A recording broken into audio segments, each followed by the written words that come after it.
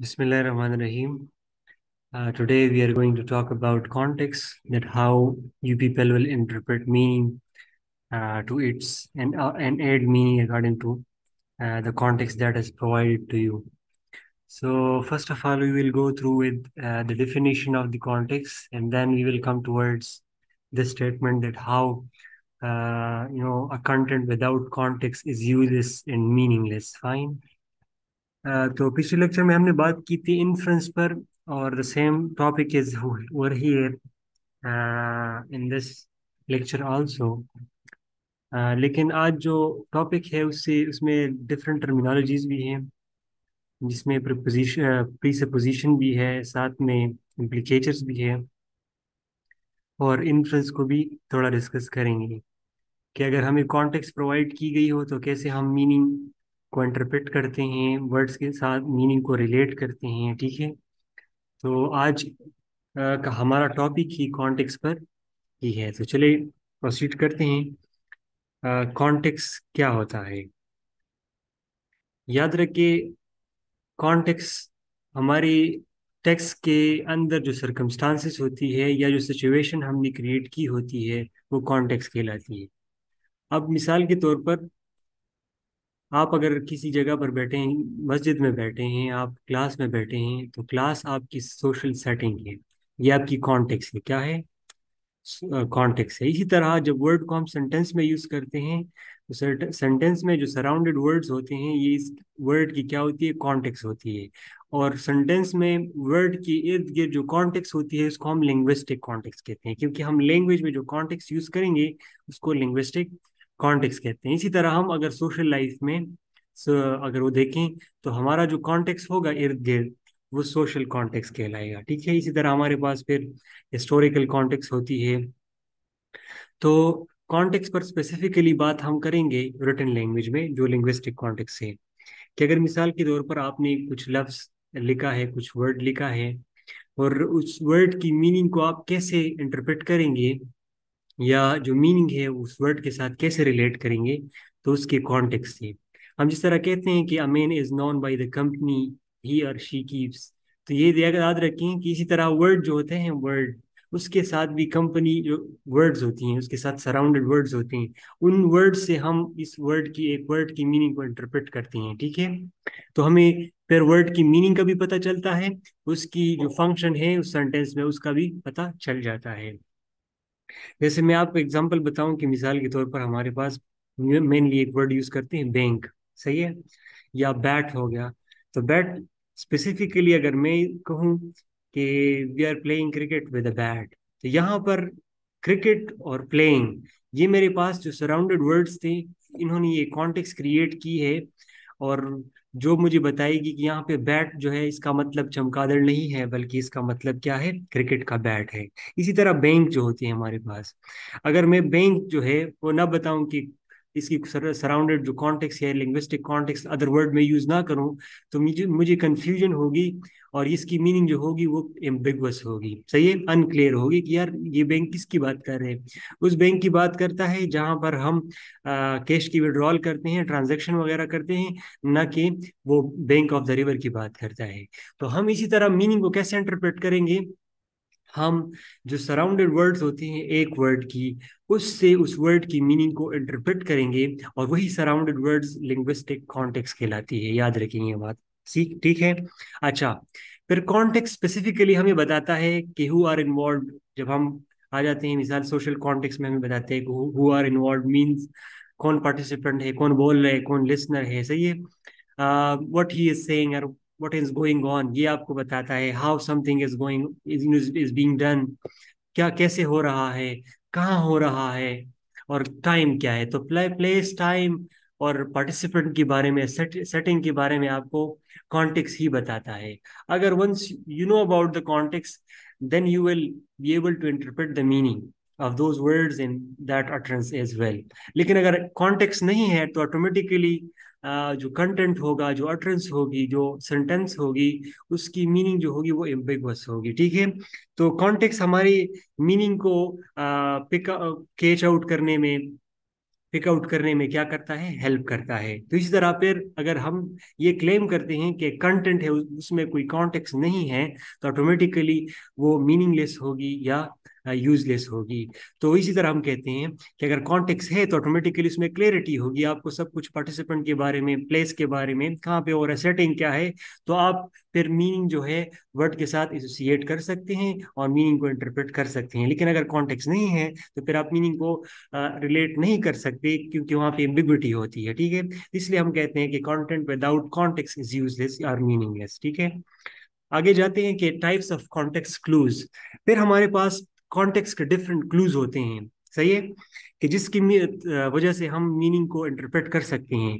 अगर मिसाल हमने कहा था वो मेन आइडिया में, कि अगर मेन आइडिया जो है ऑथर ने आपको डायरेक्टली कन्वे नहीं की, तो आप क्या करेंगे, आप जाएंगे वहाँ पे जो सपोर्टिंग डिटेल्स होते हैं वहाँ पे जाते हैं आप, डिफरेंट एग्जाम्पल्स को रीड करते हैं, एक्सप्लेनेशन को रीड करते हैं, फैक्ट्स एंड फिगर्स को देखते हैं, सिनोनिम एंटोनिम को देखते हैं, और यही जो एक्सप्लेनेशंस होती है, यही सपोर्टिंग डिटेल्स जो होती है, इंफॉर्मेशन, फिर आपको क्या करती है, क्लूज और सिग्नल्स प्रोवाइड करती हैं, जिसके थ्रू आप मीनिंग को क्या कर सकते हैं, पिक आउट कर सकते हैं, और इसी तरह कंक्लूजन को हम पहुंच सकते हैं। तो इसी तरह कॉन्टेक्स्ट में हमारे पास अपने क्लूज होते हैं, जिसके जरिए से आपको कॉन्टेक्स्ट का पता चलेगा, और ऑटोमेटिकली जो है आप मीनिंग को फिर इंटरप्रेट करेंगे, सही है, इसके कॉन्टेक्स्ट के साथ।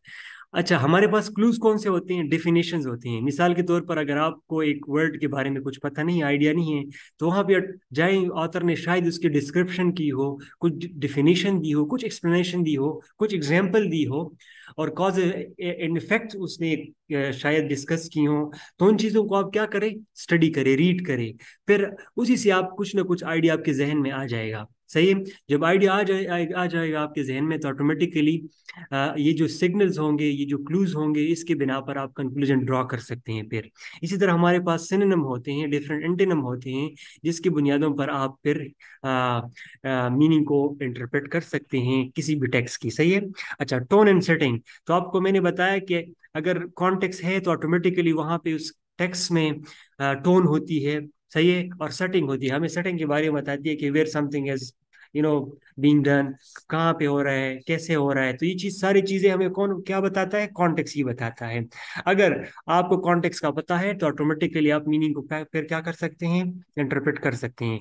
आगे हमारे पास जो कॉन्टेक्स्ट की अपनी फीचर्स होती हैं फिर, तो मैंने आपको इस तरह बताया कि सेटिंग के बारे में बताते हैं, सीन के बारे में बताया कि सीन क्या है, कहाँ पे एक बंदा बोल रहा है, कौन पार्टिसिपेंट, कौन जो है वो पार्टिसिपेंट है, ऑडियंस कौन है, लिसनर कौन है, स्पीकर कौन है। तो तमाम चीज़ों के बारे में जो डिस्क्रिप्शन आपको देता है, यही कॉन्टेक्स्ट ही प्रोवाइड करता है। फिर इस कॉन्टेक्स्ट को के बिना पर आप क्या करते हैं, मीनिंग को फिर एसोसिएट करते हैं वर्ड्स के साथ। पार्टिसिपेंट के, तो आपको मैंने बताया कि पार्टिसिपेंट के बारे में कैसे बताता है, मिसाल कि कौन बोल रहे, क्लास की सेटिंग है, तो ऑटोमेटिकली टीचर बोल रहा है और स्टूडेंट जो होते हैं वो इसको सुन रहे हैं, सही है। एंडिंग बताती है कि यार जो अटरेंस है, जो कन्वर्सेशन है, उसकी एंडिंग कब होती है, ये एक सेंटेंस है, उसकी एंडिंग कहाँ पे होती है। ठीक है, तो ये एंडिंग के बारे में आपको बताता है। एक्ट ऑफ सीक्वेंस के बारे में बताते हैं कि एक्ट सीक्वेंसिंग क्या है, एक्ट जो हो रही है, जो बताया जा रहा है, उसकी सीक्वेंस क्या है, पहले क्या हुआ, ऑर्डर के बारे में बताता है, पहले क्या क्वेश्चन किया गया, फिर आंसर दिया गया। तो ये सारी चीजें हमें कहाँ से क्लियर हो जाती हैं, कॉन्टेक्स्ट के साथ से। और जो कॉन्टेक्स्ट से ये चीजें ऑटोमेटिकली आपको जब क्लियर हो जाती हैं, तो फिर आप मीनिंग को फिर ऑटोमेटिकली क्या कर सकते हैं, इंटरप्रेट कर सकते हैं और रिलेट कर सकते हैं। अच्छा, हमारे पास और तरीके हैं जिसके बुनियादों पर हम क्या कर सकते हैं, मीनिंग को इंटरप्रेट कर सकते हैं और रिलेट कर सकते हैं। उसमें एक रेफरेंस आता है, फिर इम्प्लीकेशन है, और हमारे पास फिर इन्फ्रेंस है।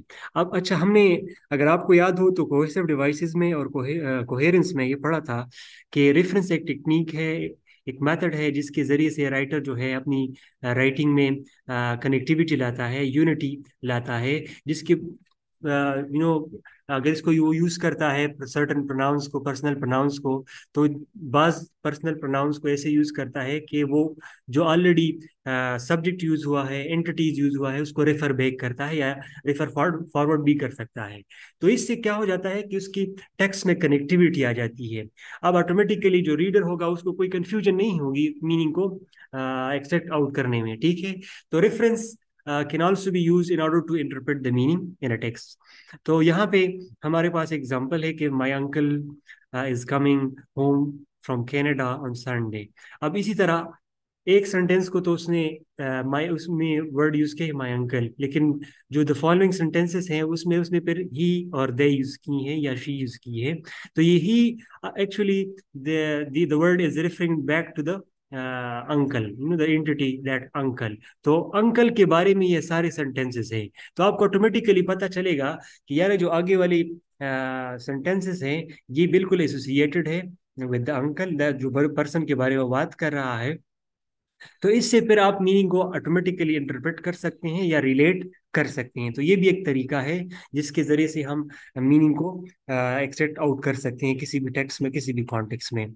फिर हमारे पास प्रीपोजिशन होती है, और प्रीपोजिशन जो होती है, प्री सपोजिशन सॉरी, कि जो राइटर होता है या जो स्पीकर होता है जो कुछ बोलता है उससे पहले वो कुछ प्री सपोज करता है। और प्री सपोज का मतलब है कुछ अस्यूम करता है कि यार ये चीज़ जो होगी, मैं अगर ये बोलूंगा तो उससे ये चीज़ें इस लिसनर को या जो मेरे ऑडियंस है उसको क्लियर होंगे। वो डायरेक्टली आपको बताता नहीं है एक चीज़, लेकिन अच्छा, तो हम बात कर रहे थे प्री सपोजिशन की, थे कि ये भी एक तरीका है जिससे हम मीनिंग को इंटरप्रेट कर सकते हैं। देखें, बाज़ औक़ात मैंने आपको कहा ना, जो राइटर होता है वो आपको फुल डिस्क्रिप्शन नहीं देता, जिस तरह हमने इंटरेस्ट में कहा था, तो वो क्लूज प्रोवाइड करता है। उस क्लूज के बिना पर फिर आप कंक्लूजन को ड्रॉ करते हैं।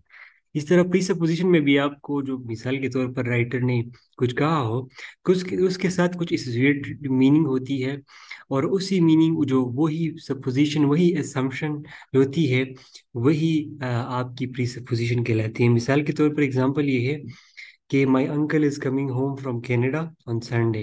अब देखें, इसमें मुझे स्पीकर ने ये नहीं बताया कि मेरा एक अंकल है, बल्कि उसने मुझे बताया कि जो उसका अंकल है वो आ रहा है। सही है, उसका अंकल कनाडा से आ रहा है संडे के दिन।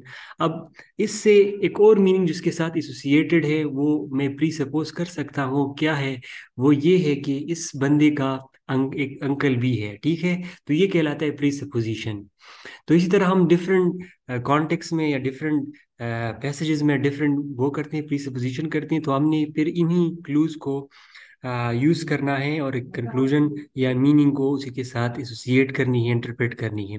तो ये भी एक तरीका है जिसके जरिए से आप मीनिंग को इंटरप्रेट कर सकते हैं इसके कॉन्टेक्स्ट में। इस तरह हमने पिछले सेक्शन में पढ़ा कि हम प्रीसपोजिशन के साथ साथ रेफरेंस से भी मीनिंग को इंटरप्रेट कर सकते हैं। और साथ में एक और तरीका है इम्प्लीकेशन।